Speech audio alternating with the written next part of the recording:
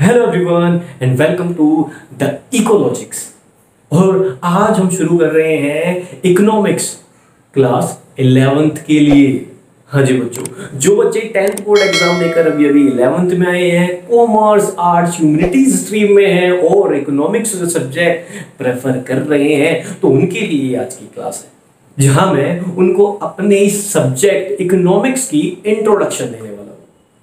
और इस क्लास के बाद आप इन जो कुछ क्वेश्चंस लिखे हुए इनके आंसर ना ऐसे चुटकियों में दे पाएंगे बच्चों, कोई प्रॉब्लम नहीं होने वाली। तो ये क्वेश्चंस क्या है हम जानने वाले हैं इस क्लास के अंदर कि व्हाट इज इकोनॉमिक्स, स्कैर्सिटी का मतलब क्या है, ये प्रॉब्लम ऑफ चॉइसेस आखिर क्या है, इकोनॉमिक्स एक साइंस है, आर्ट है, और in the last one is positive economics and normative economics. जैसे कंसेप्ट इस क्लास में हम कवर करने वाले हैं, तो ज्यादा टाइम वेस्ट नहीं करते और इस क्लास को शुरू करते हैं। चलिए, तो दोस्तों इकोनॉमिक्स की डिफाइन पर आने से पहले इकोनॉमिक्स की एक हिस्ट्री पे चलते हैं। इकोनॉमिक्स अगर आया कहां से इकोनॉमिक्स वर्ड, तो बच्चों याद रखना जो इकोनॉमिक्स है ना, ये मेनली एक ग्रीक वर्ड था जिसका नाम था ओकियोस नोमोस। इकोनॉमिक्स को क्या कहते थे? ओकियोस नोमोस। और जब हमने इसे ट्रांसलेट किया तो हमने देखा कि ओकियोस का मतलब तो होता था हाउस होल्ड एंड नोमोस का मतलब क्या होता था? मैनेजमेंट। तो इसका मतलब क्या हुआ? Simply economics means house hold management, है ना। हाउस होल्ड जो होता है वो किस तरह से अपनी फैमिली को, अपने हाउस को मैनेज करता है, इसके मैनेजमेंट को क्या कहा जाता है? इकोनॉमिक्स कहा जाता है। फॉर एग्जाम्पल बच्चों, अगर मैं बात करता हूँ अपने घर की, अपने घरों में देखो क्या होता है बच्चों, हमारे घरों में क्या होती है, बहुत सारी प्रॉब्लम्स होती है। जैसे हमें फूड चाहिए, है ना, हमें क्लोथ चाहिए, शेल्टर, एजुकेशन, हेल्थ चाहिए, हेल्थ फैसिलिटी चाहिए, तो बहुत सारी क्या है हमारी वांट्स है। और हमारी वांट्स तो बहुत सारी है, लेकिन पापा जो इनकम कमा कर लेकर आते हैं, जो मनी इनकम पापा लेकर आते हैं, वो तो लिमिटेड ही है। तो हमें क्या करना है, हमें उस लिमिटेड इनकम से अपनी वांट को सेटिस्फाई करना है। तो पापा की जो इनकम आई है वो और हमारी जो वांट है ये, इनके बीच में क्या करना है? मैनेजमेंट, इनको मैनेज करना है कि पापा के पैसे को किस तरह से, किस पर खर्च करें, पहले कौन सी वांट को सेटिस्फाई करें, फिर कौन सी को छोड़ते और कौन सी को अगली बार करें। तो ये जो मैनेजमेंट हम फैमिली के अंदर कर रहे हैं, है ना, इसी को क्या कहते हैं? हम इसी को कहते हैं इकोनॉमिक्स, है ना। तो इकोनॉमिक्स की डिफाइन अब देखते हैं क्या है। इकोनॉमिक्स क्या है बच्चों, याद रखना, इकोनॉमिक्स एक साइंस है। इकोनॉमिक्स एक क्या है? एक साइंस है जो स्टडी करती है ह्यूमन बिहेवियर, है ना। अब देखो पापा का बिहेवियर कैसा रहा होगा, पापा इनकम लेकर आया, पापा सोच रहे हैं बेटा पहले क्या खाना, रोटी, कपड़ा, मकान, बहुत सारी चीजें हैं, तो पापा ने मैनेज किया होगा सारी चीजें, है ना। तो ह्यूमन क्या करता है? ह्यूमन बिहेवियर की स्टडी है इकोनॉमिक्स। तो इकोनॉमिक्स में क्या करते हैं हम? ह्यूमन बिहेवियर को स्टडी करते हैं, जो क्या कर रहा है, अपने पास आए स्केयर रिसोर्सेज को, जो स्केयर रिसोर्सेज उसके पास अवेलेबल है, उनको मोस्ट इफिशिएंट मैनर में क्या करेगा? एलोकेट करेगा, उन्हें लगाएगा। वही इकोनॉमिक्स है ना। कि ह्यूमन के, मैंने कहा था जैसे कोई प्रोड्यूसर है ना, प्रोड्यूसर के पास क्या भैया, प्रोड्यूसर को प्रोडक्शन के लिए क्या चाहिए होता है? लैंड, लेबर, कैपिटल, इंटरव्यू, है ना, ये रिसोर्सेज है। और ये रिसोर्सेज क्या होते हैं भैया? लिमिटेड है। अब ये प्रोड्यूसर क्या करना चाहता है, अगर इन रिसोर्सेज से कुछ चीज प्रोड्यूस करना चाहता है ना, तो इसे भी क्या करना पड़ता है? मैनेजमेंट करना पड़ता है। इसे मैनेज करना पड़ता है कि किस तरह से इन स्केयर रिसोर्सेज को यूज करना है प्रोडक्शन के लिए, क्या प्रोडक्शन करना है ना। तो बच्चों यही है इकोनॉमिक्स। तो बच्चों इकोनॉमिक्स की सिंपल सी डिफाइन में लिखी हुई है कि ये साइंस है which studies human behaviour which aims at allocation of scarce resources। यहां पर हम क्या करने वाले हैं? एलोकेट करने वाले हैं स्केयर रिसोर्सेज को। मतलब स्केयर का मतलब होता है दुर्लभ, दुर्लभ का मतलब कम, बहुत ही जो बहुत ही कम अवेलेबल है ना, स्केयर है, दुर्लभ। तो हमें एलोकेट करना है स्केयर रिसोर्सेज को, किसमें? इन मोस्ट इफिशिएंट मैनर, मतलब सबसे कुशल तरीके से हमें करना है, इन रिसोर्सेज को एलोकेट करना है, ताकि हमारी ज्यादा से ज्यादा वांट सेटिस्फाई हो सके, है ना। और अदर वे में अगर इकोनॉमिक्स को बोलना चाहो तो इकोनॉमिक्स के अंदर क्या है? इकोनॉमिक्स एक ऐसी साइंस है, एक ऐसी सोशल साइंस है जो क्या कर रही है, जो कि बहुत सारी प्रॉब्लम, जो कि प्रोडक्शन को लेकर, कंजप्शन को लेकर, डिस्ट्रीब्यूशन को लेकर क्या करती है, हमारी जो प्रॉब्लम्स है उन्हें सोल्व करती है। ठीक है बच्चों। अब बच्चों ये भी बात आती है कि चलो सर इकोनॉमिक्स क्या होगी? साइंस हो गई, ह्यूमन बिहेवियर को स्टडी करती है। कब स्टडी करती है? जब उसके पास कुछ चीज कम होती है, स्केयर होती है, तो उसका मैनेजमेंट किस तरह से करता है, उसको स्टडी करने का काम करती है। तो सर ये मोस्ट इफिशिएंट मैनर का मतलब क्या होता है? बहुत अच्छी तरीके से, मतलब क्या, कैसे करेगा? मतलब इफिशिएंट मैनर का मतलब क्या है कि बच्चों, अगर मान लो वो कोई कंज्यूमर है, अगर हाउस होल्ड क्या है, अगर ह्यूमन क्या है, कोई कौन है, कंज्यूमर है, तो कंज्यूमर क्या करेगा, कंज्यूमर क्या करेगा, अपनी पैसों को इस तरह से खर्च कर रहा होगा मार्केट के अंदर, अपने पैसों को इस तरह से खर्च कर रहा होगा कि वो मार्केट के अंदर मैक्सिमाइज कर ले क्या, जो भी चीज वो खरीद रहा है उससे मैक्सिमाइज कर ले क्या, देयर सेटिस्फेक्शन, है ना। ये हो गया मोस्ट एफिशिएंट मेथड कि बहुत अच्छी तरीके से। भैया अगर हम मार्केट में जाते हैं पैसे लेकर, हम क्या है, कंज्यूमर है, मार्केट में गए, हमें कुछ चीज खरीदनी है, हम पैसे देते हैं, हम अपने पैसे देते हैं, मतलब अपने रिसोर्स, जो हमारे पास स्केयर पैसा है, रिसोर्स क्या है हमारे पास, स्केयर है, मतलब हमारे पास पैसा क्या है, वो लिमिटेड ही है, लेकिन हमें उस तरह से खर्च करते हैं कि जिस चीज को भी हम खरीदे ना, उससे हमारी वांट, हमारी सेटिस्फेक्शन क्या हो सके, मैक्सिमम हो सके, ठीक है। दूसरी चीज, अगर कोई प्रोड्यूसर है तो प्रोड्यूसर भी क्या करेगा, रिसोर्सेज जो उसके पास स्केयर रिसोर्सेज हैं उन्हें क्या करेगा, वो भी लगाएगा, लेकिन वो इस तरीके से रिसोर्सेज को लगाएगा कि वो क्या कर सके, अपने प्रॉफिट को मैक्सिमम कर सके, है ना।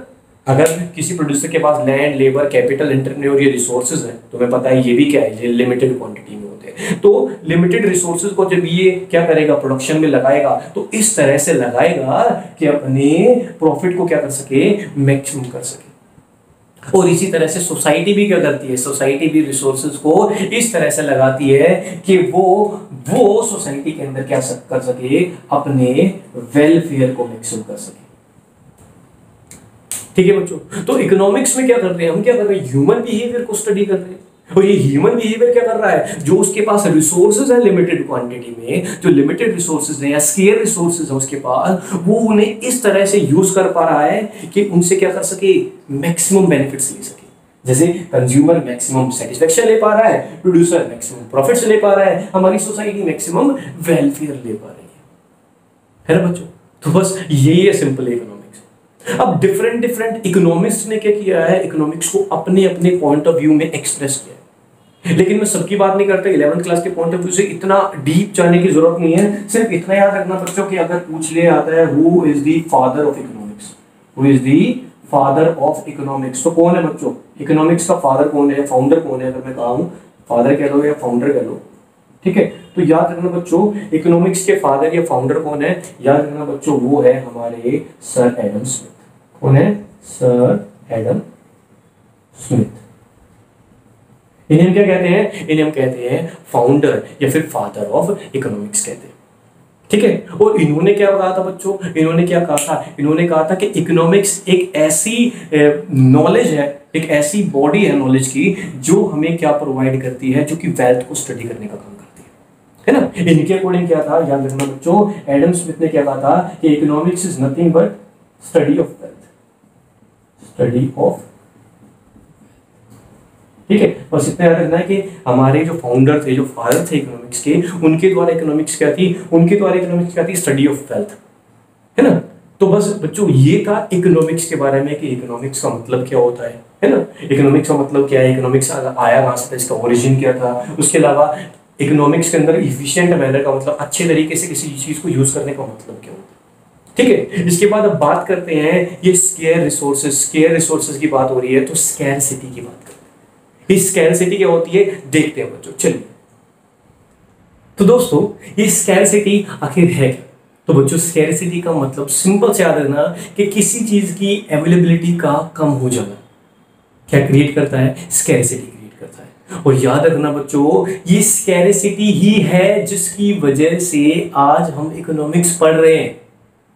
Scarcity is the reason behind the existence of economics. अगर ये नहीं होता ना कि स्कैरसिटी नहीं होती, किसी चीज की कमी नहीं होती, तो कमी नहीं होती तो हमें मैनेजमेंट नहीं करना होता, है ना, हमें एलोकेशन नहीं करना पड़ता, तो इकोनॉमिक्स के ऊपर पढ़नी क्यों पड़ती है। तो इकोनॉमिक्स पढ़ने का मेन रीजन क्या है बच्चों, याद रखना, स्कैरसिटी। अभी स्कैरसिटी का मतलब अगर इकोनॉमिक्स लैंग्वेज में कहूं तो क्या होता है बच्चों कि जब भी इकोनॉमी के अंदर रिसोर्सेज की डिमांड क्या हो जाए, ज्यादा हो जाए, लेकिन उसकी सप्लाई क्या रह जाए, कम रह जाए, तो क्या क्रिएट हो जाती है बच्चों, स्कैरसिटी क्रिएट हो जाती है। जैसे बच्चों मैंने पीछे एक एग्जांपल दिया था कि घर के अंदर हमारी वॉन्ट्स तो बहुत ज्यादा है, फैमिली के इतने सारे मेंबर, हर मेंबर की वॉन्ट क्या है, अलग अलग है, और वॉन्ट क्या है, कम नहीं है, सबकी क्या है, बहुत सारी वॉन्ट है। तो वॉन्ट्स जो होती है ह्यूमन की वो तो बहुत ज्यादा होती हैं, लेकिन उनको सेटिस्फाई करने के लिए जो पापा की सैलरी थी ना वो तो थोड़ी ही थी, वो तो लिमिटेड ही थी, है ना। तो इसीलिए क्या करना पड़ रहा था, इसलिए क्या हो रहा था बच्चों, इसलिए स्कैरसिटी क्रिएट हो रही थी।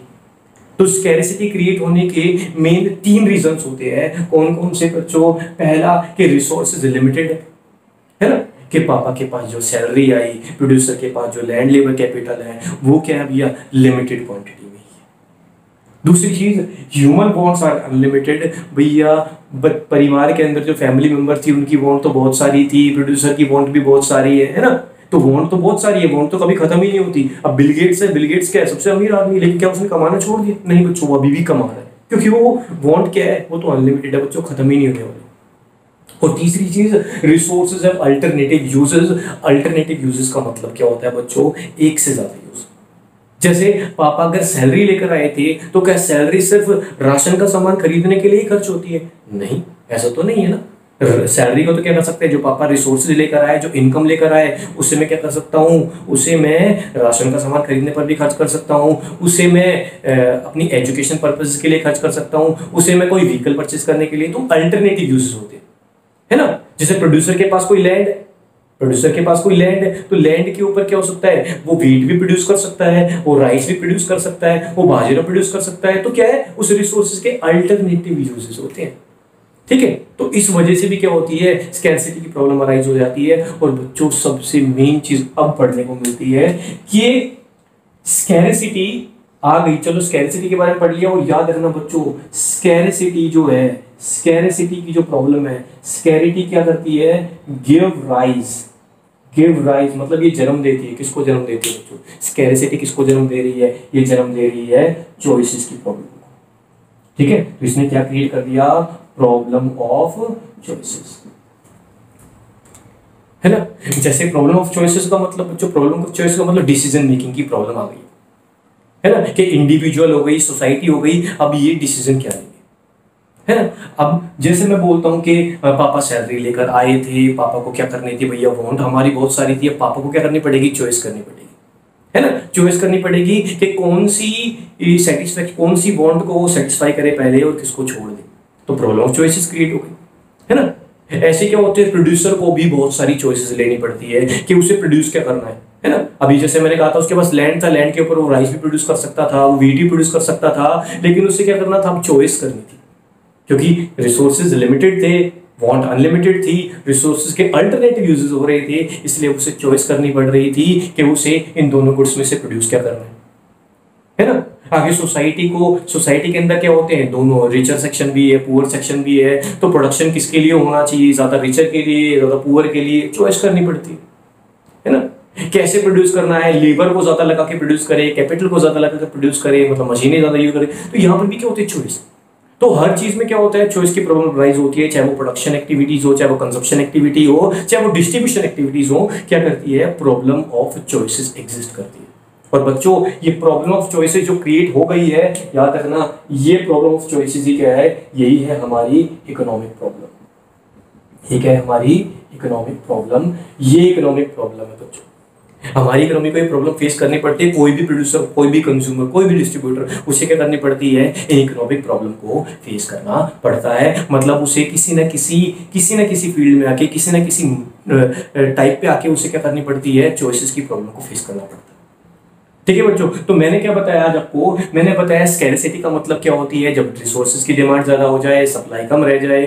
क्यों अराइज हुई थी स्कैरसिटी, क्योंकि रिसोर्सेज लिमिटेड थे, वांट अनलिमिटेड थी, रिसोर्सेज के अल्टरनेटिव यूजेस हो रहे थे। और स्कैरसिटी की प्रॉब्लम ने ही क्या किया, चॉइसेस की प्रॉब्लम को अराइज कर दिया, मतलब डिसीजन मेकिंग की प्रॉब्लम को अराइज कर दिया। और इसी प्रॉब्लम को क्या कहा गया, इकोनॉमिक प्रॉब्लम। तो बच्चे एग्जाम में अगर पूछ ले व्हाट इज इकोनॉमिक प्रॉब्लम, तो सिंपली कह सकते हो इकोनॉमिक प्रॉब्लम क्या होती है, द प्रॉब्लम ऑफ चॉइसेस। और चॉइसेस की प्रॉब्लम क्यों आई है, स्कैरसिटी। स्कैरसिटी क्यों थी, इन 3 रीजन की वजह से थी, ठीक है ना बच्चों। तो ये था आपस में स्कैरसिटी एंड चॉइस में रिलेशन। आगे देखते हैं अब इकोनॉमिक्स के बारे में कि इकोनॉमिक्स भैया कोई साइंस ही है या आर्ट है, क्या है। चलो देखते हैं एक बार क्या होती है। तो दोस्तों इकोनॉमिक्स में इस बात पर भी बड़ी डिबेट रहती है कि इकोनॉमिक्स एक साइंस है या एक आर्ट है। तो बच्चों याद रखना, economics is the collaboration of both, means economics is a science as well as an art. हाँ जी बच्चों, इकोनॉमिक्स एक साइंस और आर्ट दोनों ही है।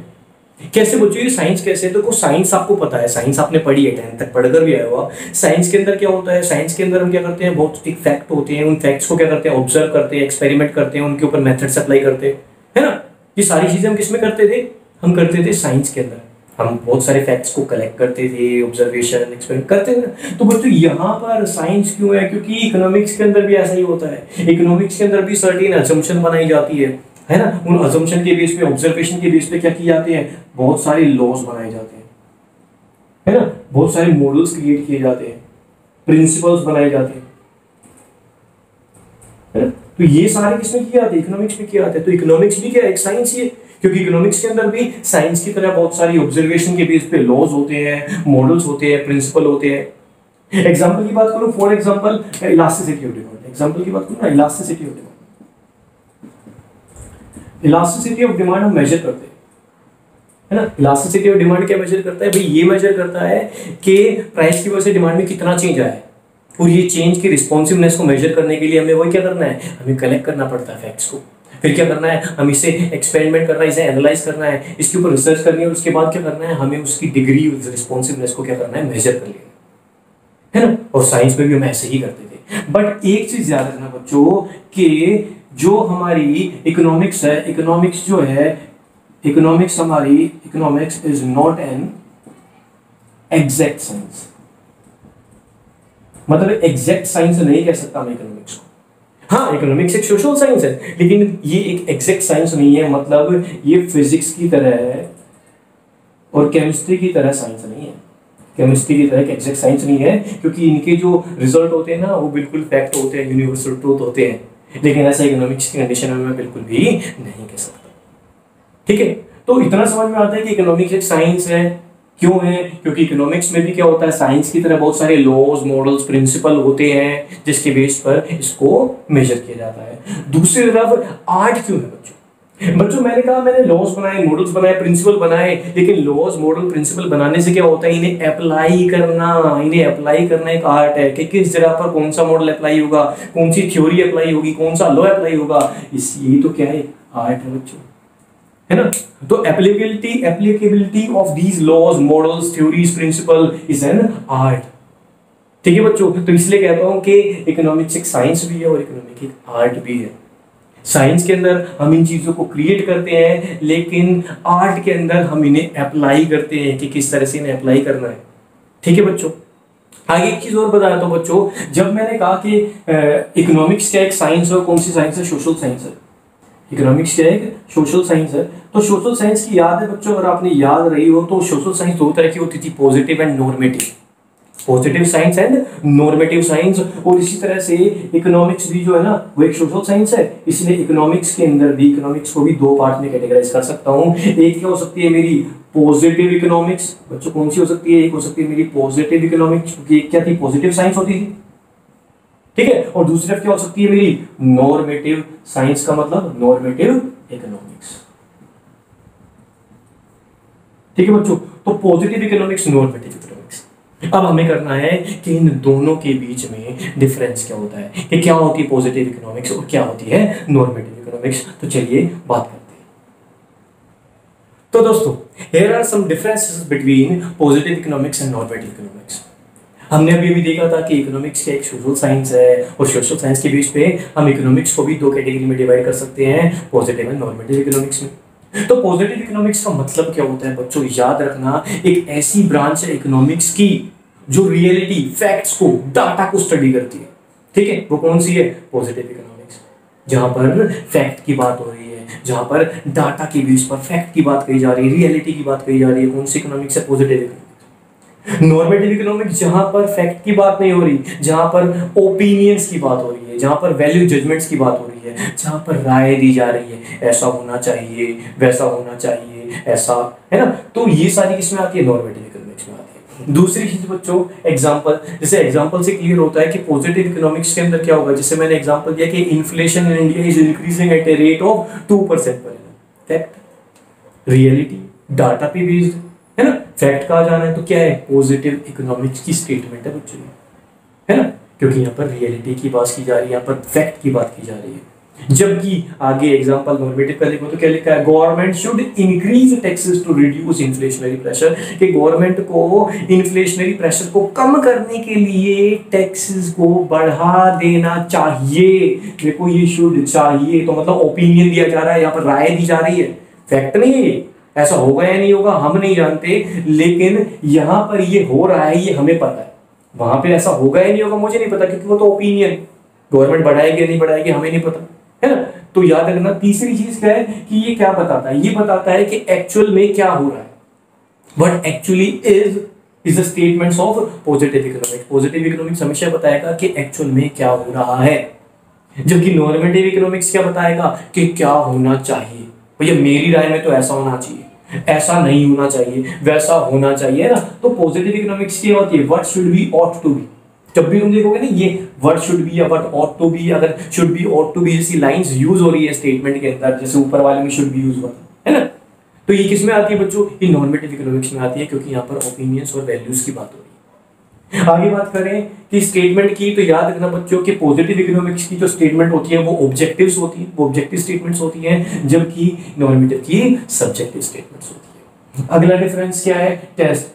टेस्ट का मतलब क्या है कि हम इन्हें जांच कर सकते हैं नहीं कर सकते। तो याद रखना बच्चों पॉजिटिव इकोनॉमिक्स की जितनी भी स्टेटमेंट्स होगी वो वेरीफिएबल होगी और टेस्टेड होगी, उन्हें वेरीफाई कर सकते हो, तुम टेस्ट कर सकते हो, ठीक है। क्योंकि इन्फ्लेशन इंडिया के अंदर 2% से बढ़ रहा है नहीं बढ़ रहा है, तुम इसकी जांच पड़ताल कर सकते हो, इसके ऊपर टेस्ट कर सकते हो, ठीक है। लेकिन गवर्नमेंट को टैक्स का इंक्रीज होना चाहिए, इसकी जांच हो सकती है नहीं भैया, इसकी कोई जांच नहीं हो सकती, क्योंकि ये तो क्या था, एक ओपिनियन था, मेयर ओपिनियन की कोई जांच पड़ताल नहीं हो सकती, तो इसलिए कैन नॉट बी वेरीफाइड और tested. And the last one is nature कैसा होता है बच्चों, याद रखना पॉजिटिव इकोनॉमिक्स हमेशा इकोनॉमी की इश्यूज को डिस्क्राइब करता है कि इकोनॉमी के अंदर क्या क्या इश्यूज चल रहे हैं, जैसे इन्फ्लेशन इंक्रीज हो रहा है, अनएम्प्लॉयमेंट इतना चल रहा है इंडिया के अंदर, हमारे एक्सपोर्ट इतने हैं, इंपोर्ट इतने हैं, बैलेंस ऑफ पेमेंट की कंडीशन क्या है। तो ये सारी चीजें कौन बताता है, ये इकोनॉमिक इश्यूज बताता है पॉजिटिव इकोनॉमिक्स, है ना, कि जो रियलिटी में चीजें चल रही है, पॉवर्टी इतनी है, बेरोजगारी इतनी है कंट्री के अंदर, है ना। जबकि इन प्रॉब्लम्स को सोल्व कैसे किया जा सकता है ना, उनके सॉल्यूशन बताने का काम ओपिनियन देते हैं कि भैया ऐसे सोल्व हो सकता है,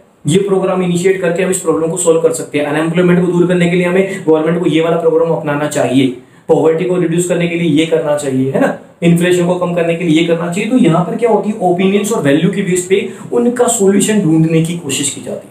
एक्चुअल में सॉल्यूशन मिले नहीं मिले वो पता नहीं, लेकिन यहाँ पे सॉल्यूशन ढूंढने का क्या किया जाता है, एक अटेम्प्ट किया जाता है ओपिनियंस के बेस पे, वैल्यूज के बेस पे।